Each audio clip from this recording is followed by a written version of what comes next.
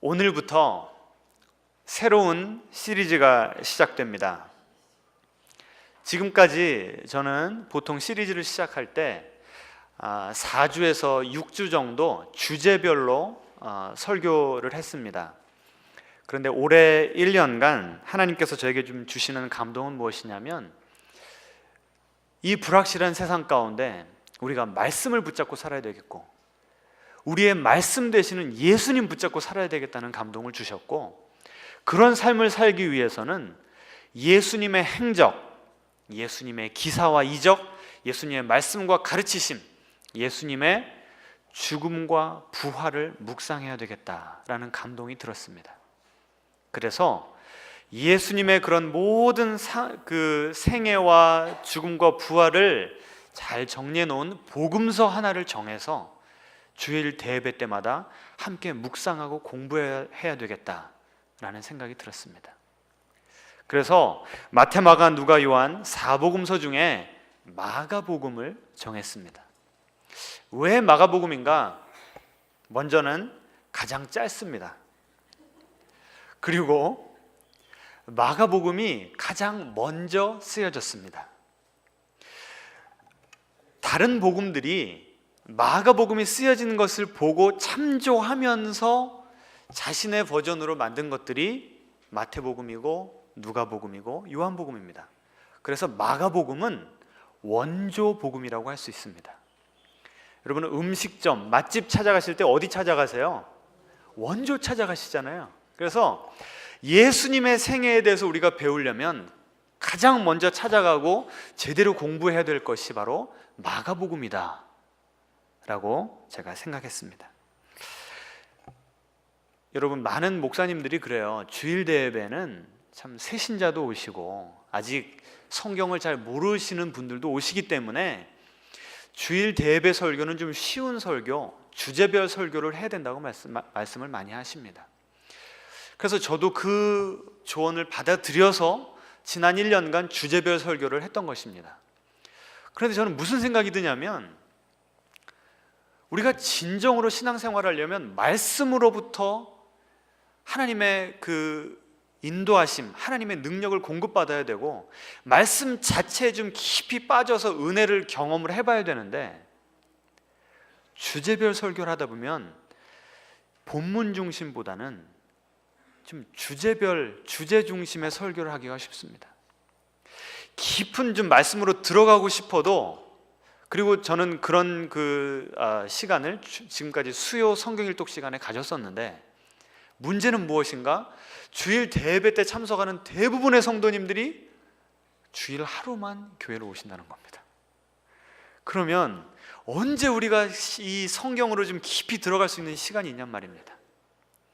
그래서 여러분이 조금 힘드시겠지만 제가 새해에 좀 새로운 챌린지, 좀 도전을 드리기를 원합니다.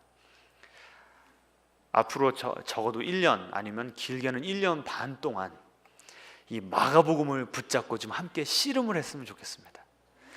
영국의 유명한 설교가 마틴 로이드 존스 목사님은 로마서만 가지고 15년인가를 설교를 하셨어요. 제가 여러분에게 그런 고문은 해드리지 않겠고, 한 1년, 1년 반 정도 예수님의 생애를 마가복음을 통해서 좀 살펴보면 좋겠습니다. 여러분 좀 기대가 되십니까? 예. 그렇게 하기 위해서, 여러분이 좀 설교를 잘 이해하시기 위해서는 적어도 이 1월 한 달 동안 마가복음을 좀 여러 번 읽어보시기 바랍니다. 초신자들은 예수님이 누구신가, 이 땅에 왜 오셨는가를 처음으로 배우시게 될 거고, 마가복음을 통해서. 기존 성도님들, 이미 신앙의 어떤 수준의 궤도에 오르신 분들은 어떻게 하면 내가 이 주님을 더 깊이 알아갈 것인가, 그런 문제의식을 가지고, 그런 기대감을 가지고 마가복음을 좀 새롭게 읽어보시면 좋겠습니다. 그리고 무엇보다도 우리 원로 목사님께서는 이번 첫 주부터 좀 전도 대상자들을 써내라고 하시면서 좀 전도에 대한 부담감을 주라고 하셨는데, 제가 그렇게까지는 부담감을 드리지 않겠고, 하지만 이 시리즈가 시작하면서 좀 이런 전도를 하셨으면 좋겠어요. 도대체 예수님이 누구신지 함께 좀 배우러 가보자고.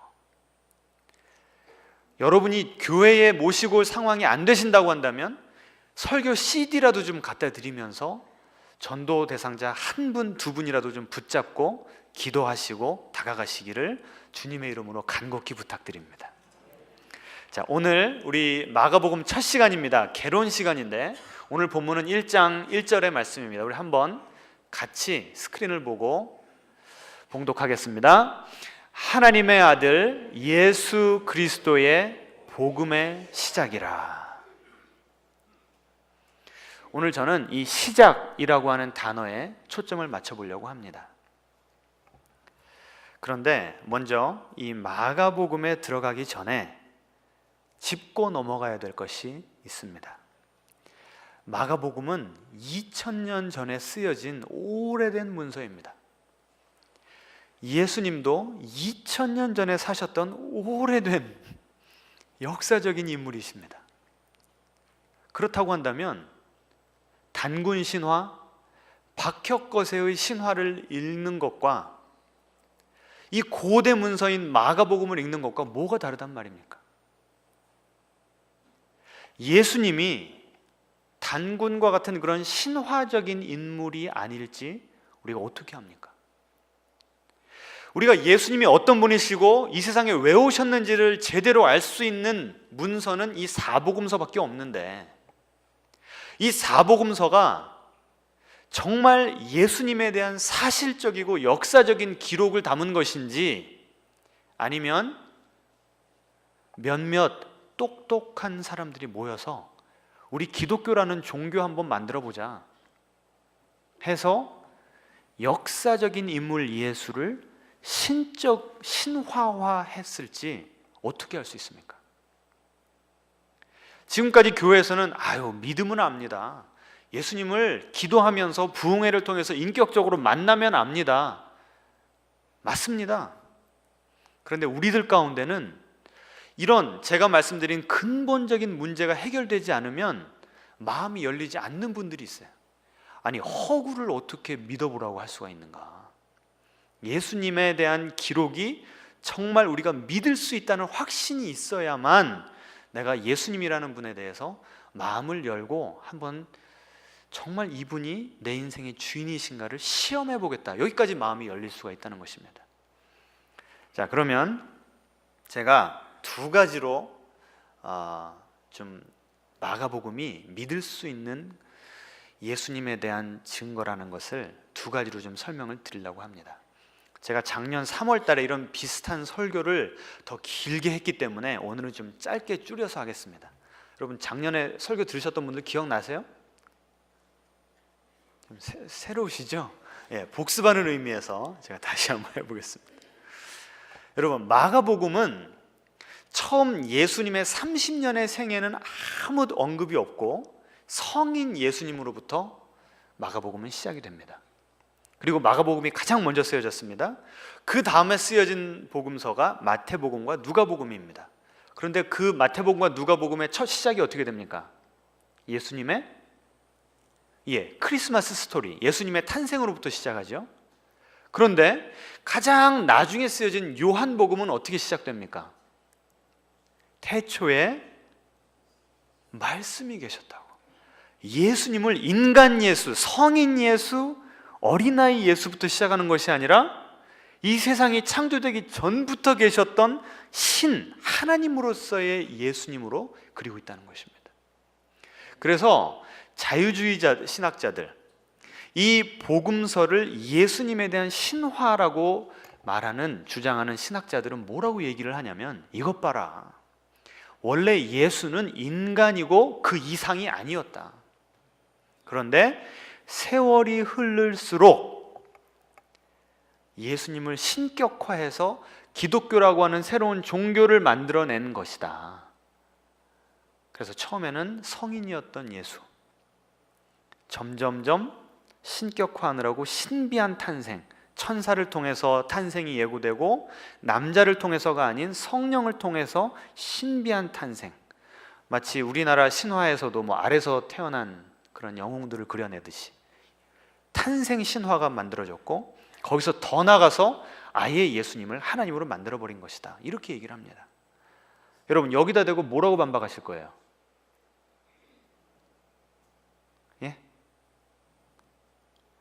열심히 기도해서 방언받으면 된다니까 이게 통합니까 안 통합니까? 예? 안 통하죠. 근데 여러분의 지금 자녀들이 대학교에서 이런 내용을 배우고 있다니까요.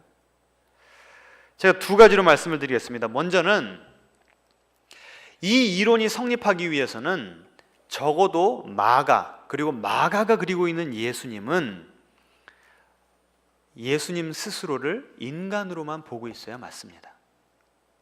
무슨 말인지 이해가 되세요? 처음에는 예수님도 스스로를 인간으로 여겼는데 후대 사람들이, 예수님의 제자들, 예수님의 추종자들이 예수님을 신으로 만들었다는 거 아닙니까?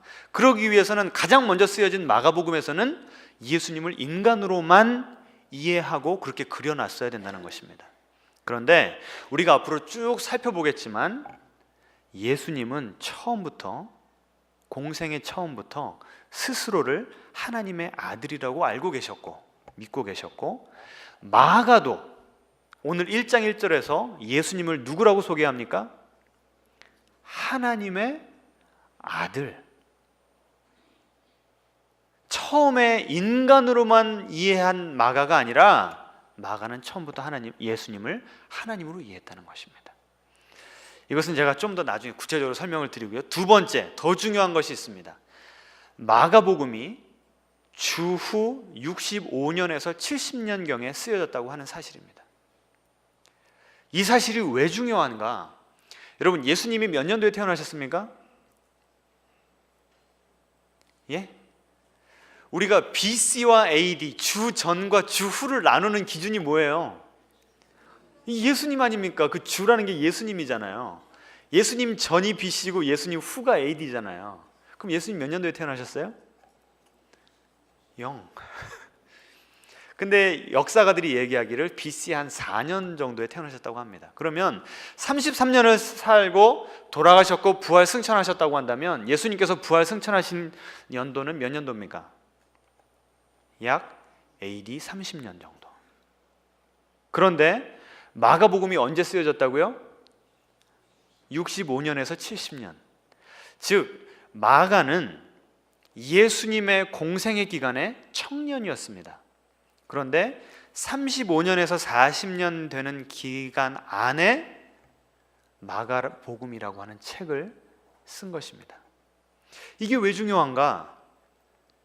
예수님의 기적, 예수님의 가르치심, 예수님께서 십자가에 달려 돌아가심, 예수님께서 부활하심, 이런 역사적인 모든 사건들을 본 수많은 사람들이 마가복음이 쓰여졌을 당시에 다 죽고 없었을까요? 아니면 아직도 살아있는 사람들이 많았을까요? 많았다는 것입니다.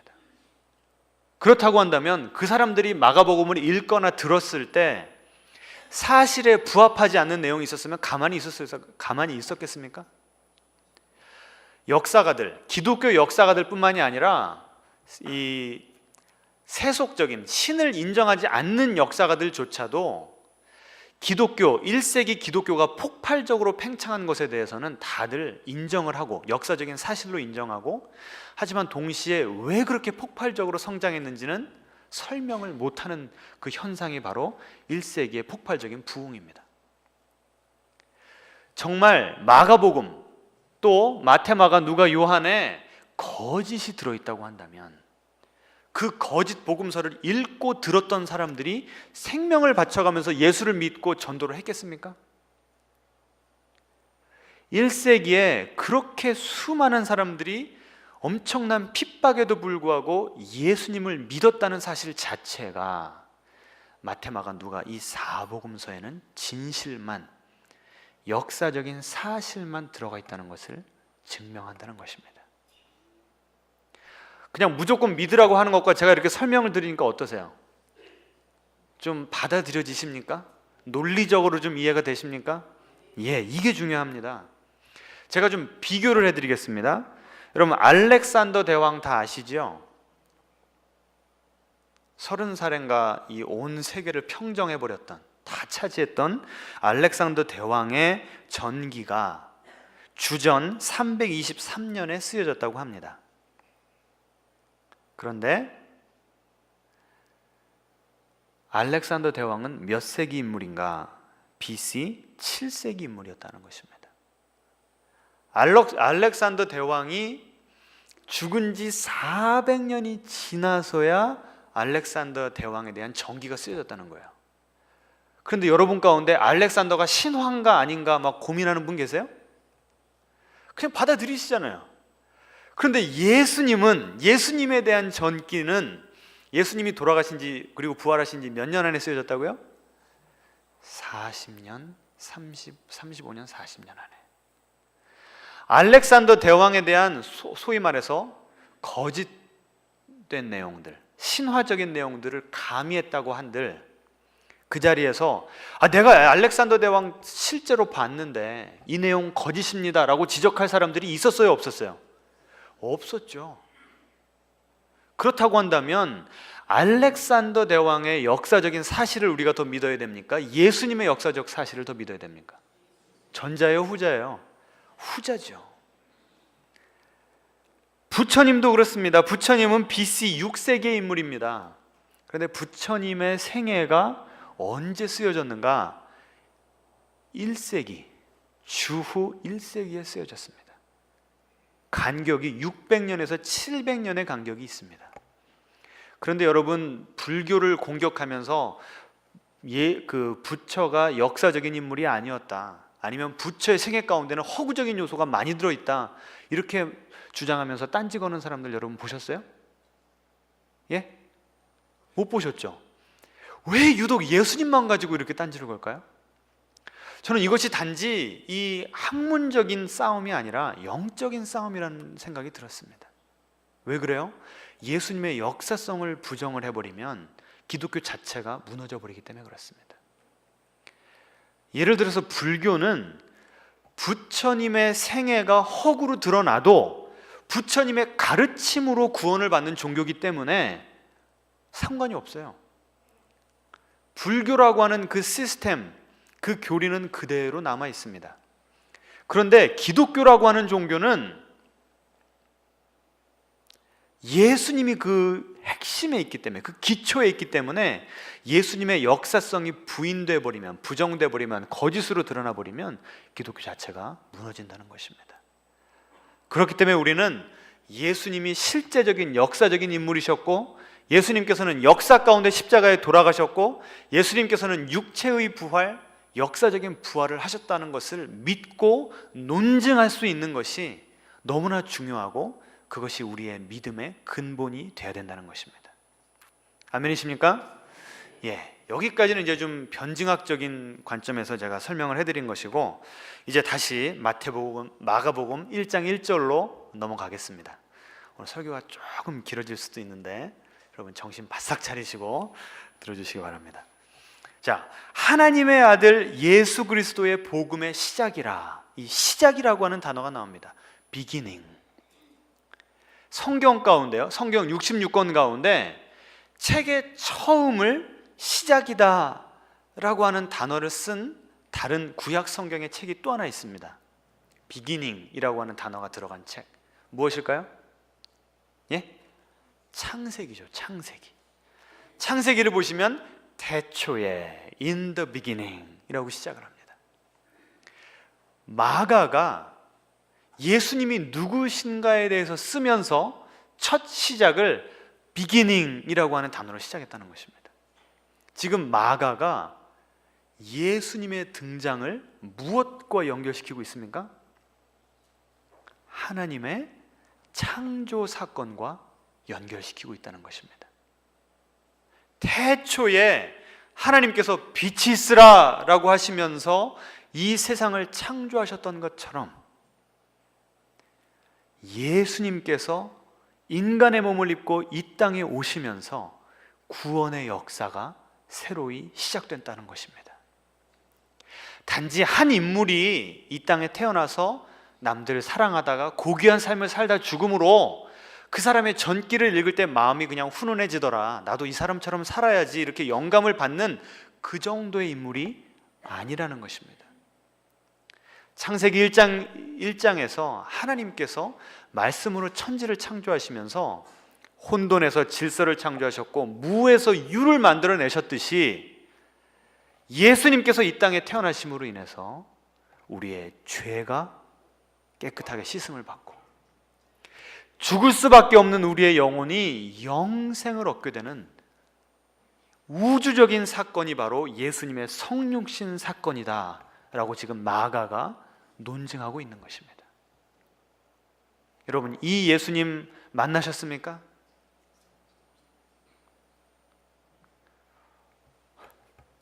여러분 지금 정신 차리세요. 지금 히터가 너무 세면 좀 꺼주시기 바랍니다. 네. 이 예수님 만나셔야 돼요. 우리 우주를 창조하신 그 하나님이 바로 우리를 구원하시는 예수님 되신다는 것이, 이 두 분이 한 분이시라고 하는 것이 마가복음의 1장 1절의 내용이라는 것입니다. 그런데 저는 이 시작이다 라고 하는 이 단어를 보면서 다시 한번 충격을 받았습니다. 그 주보에 보시면 제가 헬라어 단어를 써놨습니다. 한번 따라해 보실까요? 아르테이. 다시 한번 아르테이.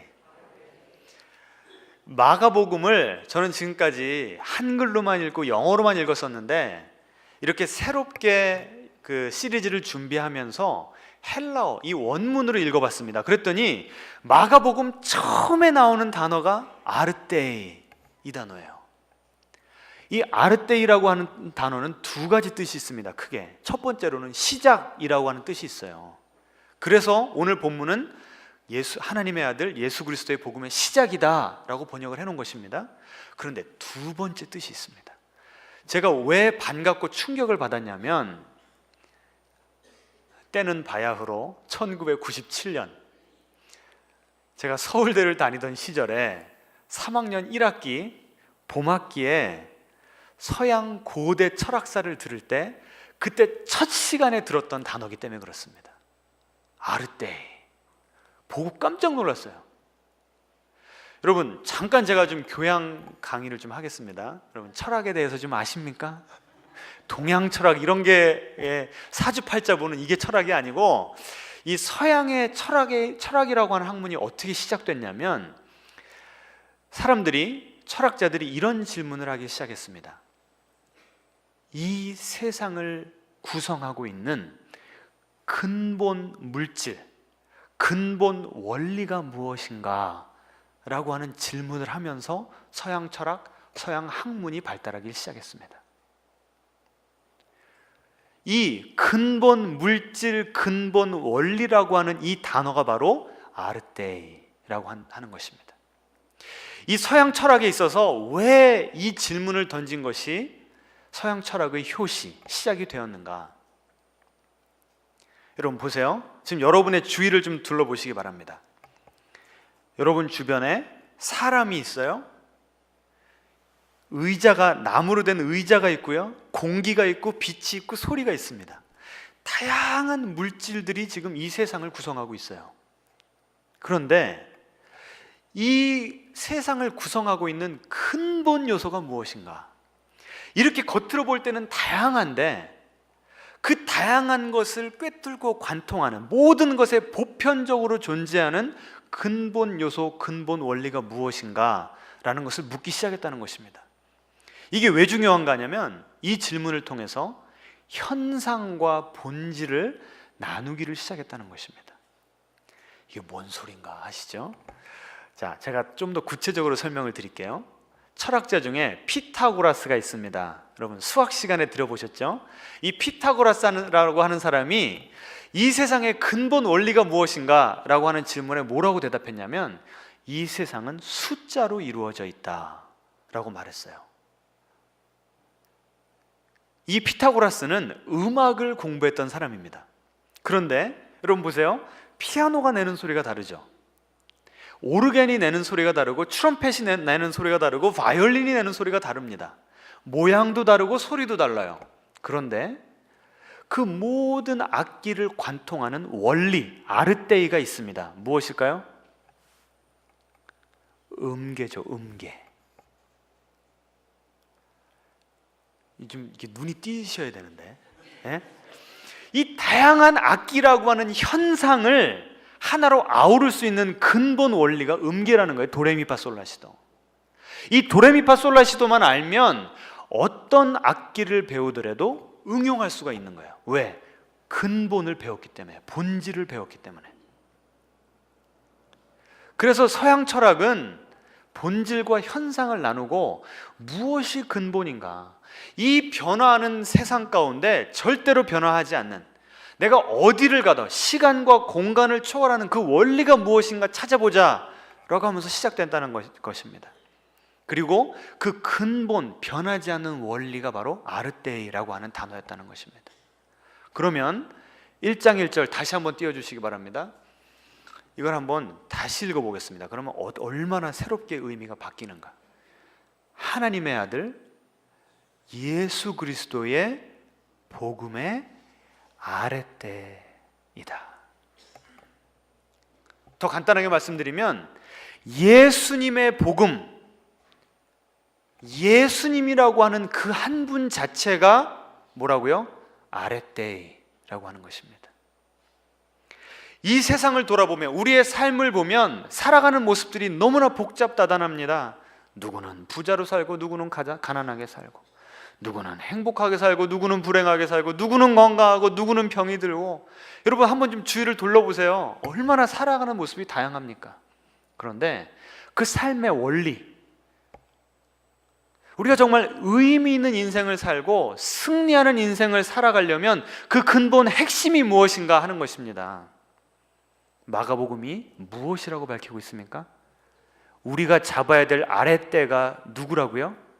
예수 그리스도란 말입니다. 우리의 죄를 위해서 돌아가시고 우리에게 생명, 부활의 생명을 주시기 위해서 3일 만에 다시 살아나신 그 예수님이 우리 인생의 본질이다 라고 마가가 설교하고 있는 것입니다. 이 본질을 붙잡으면 살고 이 본질을 놓치면 죽는다. 이것이 바로 마가가 예수님을 소개하는 첫 시작입니다. 저는 이 말씀을 준비하면서 제가 고3 올라가던 참 그 소시적이 생각이 났어요. 제가요, 본고사가 처음 실시된 2년째 제가 본고사를 본 사람입니다. 계속 이 교육이, 이 입시 제도가 바뀌어가지고 아마 본고사만 해도 까마득하신 분들 계실 거예요. 본고사는요, 대학마다 시험 문제가 달랐습니다. 대학마다 대학의 수준에 따라서 내는 본고사의 수준도 달랐어요. 그래서 제가 목표했던 서울대는 예를 들면 수학 시험을 내는데 2시간을 주는데 여러분 몇 문제 주는지 아십니까? 5문제. 그리고 합격자들의 평균이 100점 만점에 20점, 30점입니다. 그럼 여러분 풀라고 주는 문제예요? 풀지 말라고 주는 문제예요? 얼마나 어려운지 몰라요. 그리고 본고사가 시행된 지 2년 차밖에 안 됐기 때문에 어느 누구도 출제 경향을 예측을 못하는 거예요. 그러니까 이 사람은 이 말하고 저 사람은 저 말하고 누구나 다 불안해하던 그런 시기가 바로 저의 고3 올라가던 시기였습니다. 그런데 제가 열심히 기도하는 가운데 하나님께서 저에게 주셨던 지혜가 있었습니다. 무엇인가? 본질을 붙잡아라. 본질을 붙잡아라. 한번 따라해 보실까요? 본질을 붙잡고 삽시다. 이 지혜가 어떻게 구체적으로 적용이 됐냐면, 시험 문제가 어떻게 나올지를 모르잖아요. 그렇죠? 그래서 제가 잡았던 본질이 무엇인가? 수학의 정석, 성문 종합 영어, 이 2개 붙잡았습니다. 어떤 문제가 출제되던 간에 그 문제에 제가 가진 근본 지식을 적용할 수 있도록 가장 근본되는 핵심 그래머, 이 문법을 붙잡았고 기본 수학의 공식을 붙잡았어요. 그랬더니 그렇게 어려운 문제가 나왔는데도 풀 수 있는 지혜가 생기더라고요. 여러분 2014년 여러분 예측이 가능하십니까? 너무나 확답을 주시네요. 그러면 우리가 이 사람은 이 말하고 저 사람은 저 말하고 뭘 붙잡고 살아야 돼요? 아랫대이, 본질 되시는 예수님 붙잡으면 산다는 것입니다. 여러분 아직도 이 말이 너무나 추상적으로 들리십니까? 아까 제가 마가복음이 몇 년도에 쓰여졌다고 말씀드렸죠? AD 65년도에서 70년도. 그런데 여러분, 역사 가운데 64년도에 어떤 일이 일어났는가? 네로라고 하는 황제가 있었는데, 여러분 아시죠? 네로 황제. 이 사람이 절대 권력을 잡더니 이 광기 어린 행동을 하기를 시작했어요. 그래서 로마의 시내에 막 불을 내버렸어요. 백성들의 원성이 잦아지니까 그 모든 책임을 누구에게 돌린 줄 아십니까? 예수 믿는 사람들에게. 내가 한 거 아니야. 저 예수 믿는 사람들이 저랬어. 그래서 그때부터 본격적으로 예수 믿는 사람들에 대한 핍박이 시작됐습니다. 여러분, 사도행전에 보시면 처음 예수님을 믿은 사람들이 전도하다가 누구에게 핍박을 받았습니까? 유대교인들에게 핍박을 받았어요. 십자가에 달려 돌아간 하나님께 저주를 받은 사람을 메시아라고 하고 하나님이라고 주장하던 그 예수님 믿는 사람들을 이단이라고 핍박을 했습니다. 그런데 그 유대교의 핍박에도 불구하고 막 번성하고 지금 믿는 사람들이 로마 전역으로 늘어나니까 그 다음에 누가 핍박을 했냐면 로마 정부에서 핍박을 하기 시작한 것입니다.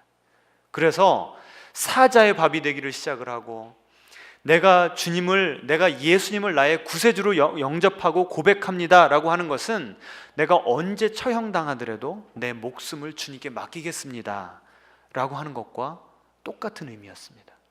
그런 상황에서 벌벌 떨면서 두려워하는 크리스찬들에게 마가가 예수님이 이런 분이시니까 흔들리지 말고 신앙생활해라 라고 쓴 글이 바로 마가복음입니다. 그런데 그 첫 서두에 예수님을 누구로 소개하고 있다고요? 예수님은 아레떼이 되신다는 겁니다. 그 당시에는 황제 숭배가 유행했습니다. 로마의 황제는 인간이 아니고 신의 아들이라는 것입니다. 그런데 지금 마가복음 1장 1절에 예수님을 누구로 소개하고 있어요? 예수님은 하나님의 아들. 무슨 말입니까? 황제가 하나님의 아들이 아니고 예수님이 참된 하나님의 아들이라는 것입니다. 자, 그러면 이 아레떼라고 하는 본질과 현상을 구분하는 그 단어로 지금 그 마가복음을 처음 읽거나 들었을 독자가 1장 1절을 어떻게 이해했는지를 한번 살펴보기를 바랍니다. 지금 내가 황제에게 무릎 꿇지 않으면 죽임을 당할 수 있는 엄청난 핍박과 두려움에 있는 사람들에게 마가가 예수님이 아랫대입니다 라고 얘기하고 있습니다. 무슨 의미예요? 지금 나를 죽일 수 있는, 나의 육체를 죽일 수 있는 황제, 절대 권력을 휘두르고 있는 저 황제는 본질이 아니라 현상이라는 겁니다. 우리의 영원한 생명을 갖고 계신 예수님이야말로 아랫대의 본질이라는 것입니다. 우리가 진정으로 두려워해야 될 사람은 황제가 아니라 우리의 영원한 구세주 되신 예수님이라는 겁니다. 65년에서 70년도에 그런 설교를 했던 마가, 그 마가의 말을 믿고 예수님 한 분 붙잡고 믿음의 승리를 했던 우리의 선배들, 그 선배들의 신앙을 타고 흘러서 우리는 여기까지 와 있습니다. 여러분, 지금 우리는 예수님 믿는다고, 물론 요새 하도 기독교 개독교 하는 이런 상황 가운데 있어서 예수님 믿는다는 것이 조금씩 이제 힘들어지는 시대가 왔습니다. 하지만 우리가 아직 목숨을 내놓고 믿어야 될 상황은 아닙니다. 그렇죠? 하지만 황제에게 무릎 꿇어야 살 수 있다는 그 당시에 그 압박과 두려움이 지금 우리에게도 있습니다. 만몬의 신이 우리를 압박하고 있습니다. 신앙, 그런 건 액세서리라는 거예요.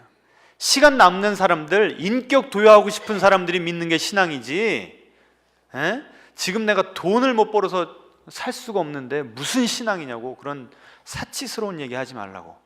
우리에게 무릎 꿇게 만드는 만몬의 신이 지금 우리에게 달려오고 있습니다. 그런데 거기에 대해서 마가는 우리에게 이렇게 외치고 있습니다. 우리가 붙잡아야 될 아랫대는 만몬이 아니라 예수라고. 여러분, 천하를 호령하던 그 황제들 지금 다 어디 갔습니까? 다 죽었습니다. 그 황제들이 지키려고 했던 그 엄청났던 로마 제국 지금 어디 있습니까? 다 역사의 뒤안길로 사라지고 없습니다. 그런데 그 당시에는 너무나 초라하게 보였던 33살에 십자가에 달려 돌아가신 예수님은 지금 어디 계십니까? 우리의 예배와 영광을 받으시면서 우리 가운데 온 우주를 다스리면서 살아 역사하고 계십니다. 그렇다고 한다면 우리는 누구를 붙잡아야 살 수 있습니까? 예수님 한 분, 우리의 아랫대 되신 예수님 붙잡을 때 우리는 승리할 줄 믿으시기 바랍니다. 창조주 되시는 예수님, 우리의 구원자 되시는 예수님, 우리의 인생 가운데 가장 친밀하게, 가장 세밀하게 다가오시는 주님, 그 주님이 우리와 함께 하시는데 주님, 왜 우리는 본질 되신 주님을 붙잡지 못하고 자꾸 이 세상 것들을 붙잡으려고 하고 그것들에게 무릎을 꿇으려고 하는지요? 주님, 오늘 마가의 설교를 기억하게 하시옵소서. 마가복음 1장 1절에 나온 하나님의 아들 되신, 하나님 되신 우리의 구원자 예수님이 우리의 아랫대라고 하는 그 신앙의 본질을 놓치지 않아서 우리 인생의, 그리고 2014년의 시작부터 승리하는 우리 봉신교회 모든 성도님 될 수 있도록 축복하여 주시옵소서. 주님께 초점을 맞춤으로 우리 모든 인생의 문제가 해결이 되고, 주님께 초점을 맞춤으로 우리를 둘러싸고 있는 고난을 초월하고 다시 힘있게 일어날 수 있는 그런 신앙인들 될 수 있도록 인도하여 주시옵소서. 감사드리며 예수님의 이름으로 기도합니다. 아멘.